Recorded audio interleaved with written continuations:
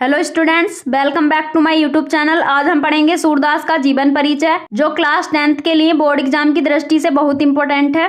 यह मैंने अपनी भाषा में बहुत सरल तरीके से लिखा है। तो स्टूडेंट्स, सबसे पहले हम ब्लैक पेन से हेडिंग डालेंगे जीवन परिचय। अब आगे पढ़ेंगे। सूरदास जी का जन्म सन 1478 ईस्वी 1535 विक्रमी संवत में आगरा से मथुरा जाने वाली सड़क पर स्थित रुनकता नामक ग्राम में हुआ था।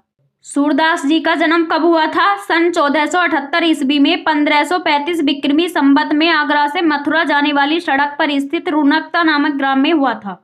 ये मैंने रेड पेन से लिखा है, तुम्हें रेड पेन से नहीं लिखना। जहां मैंने रेड पेन से लिखा है वहां तुम्हें ब्लैक पेन से लिखना है।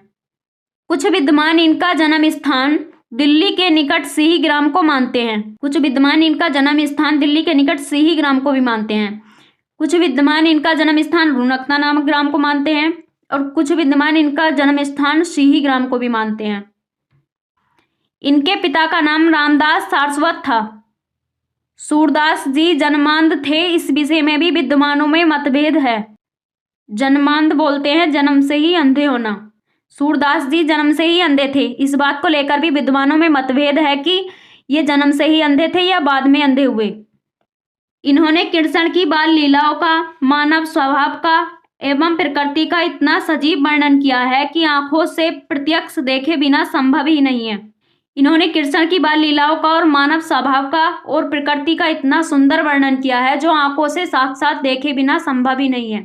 सूरदास जी की रुचि बचपन से ही भगवत भक्ति के गायन में थी। सूरदास की रुचि बचपन से ही भगवत भक्ति के गायन में थी। ये बचपन से ही भगवत गीता के पद गाया करते थे। ये गौ घाट पर रहते और विनय के पद गाया करते। एक बार वल्लभाचार्य वहां आए और सूरदास जी ने उन्हें स्वरचित कुछ पद गाकर सुनाए। स्वरचित यानी स्वयं के रचे हुए। ये गौ घाट पर रहते थे और विनय के पद गाया करते थे। एक बार वहां वल्लभाचार्य आए और सूरदास जी ने उन्हें कुछ स्वरचित पद गाकर सुनाए। पद सुनकर महाप्रभु वल्लभाचार्य बहुत प्रभावित हुए और इन्हें अपना शिष्य बना लिया। श्रीनाथ जी के मंदिर में कीर्तन का भार सौंप दिया। इनके पद सुनकर महाप्रभु वल्लभाचार्य बहुत प्रभावित हुए और इन्हें अपना शिष्य बना लिया और श्रीनाथ जी के मंदिर में कीर्तन करने के लिए कहा।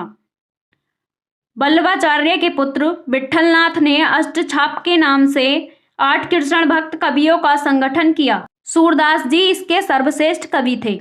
वल्लभाचार्य के पुत्र विट्ठलनाथ ने अष्टछाप के नाम से 8 कृष्ण भक्त कवियों का जो संगठन किया था वो सूरदास जी उसके सर्वश्रेष्ठ कवि थे। 8 कृष्ण भक्त कवियों में से सूरदास जी सबसे सर्वश्रेष्ठ कवि थे। इनकी मृत्यु 1583 ईस्वी में गोवर्धन के पास पारसोली नामक ग्राम में हुई थी। इनकी जो मृत्यु हुई थी वो सन 1583 ईस्वी में गोवर्धन के पास एक पारसोली नामक ग्राम में हुई थी। खंजन नैन रूप रसमाते पद का गान करते हुए इन्होंने अपना भौतिक शरीर छोड़ा। अब पढ़ेंगे इनकी कीर्तियों के बारे में। तो सबसे पहले ब्लैक पेन से हेडिंग डालेंगे रचनाएं। रचनाएं लिख दो या कीर्तियां। Point number 1 Sursagar, point number 2 Sur सरावली, पॉइंट नंबर 3 साहित्य लहरी। कभी कभी बोर्ड एग्जाम में क्वेश्चन पूछ लिया जाता है कि सूरदास की 2 रचनाओं का नाम लिखिए, तो इनमें से हम 2 रचनाओं का नाम लिख देंगे। तो स्टूडेंट्स, इस प्रकार हमारा जीवन परिचय कंप्लीट हो गया है। तो स्टूडेंट्स, वीडियो कैसी लगी? अच्छी लगी हो तो लाइक कर देना और चैनल को सब्सक्राइब कर देना, बेल आइकन प्रेस कर देना, जिससे कि नेक्स्ट वीडियो की नोटिफिकेशन सबसे पहले मिल सके। तब तक के लिए जय हिंद, जय भारत।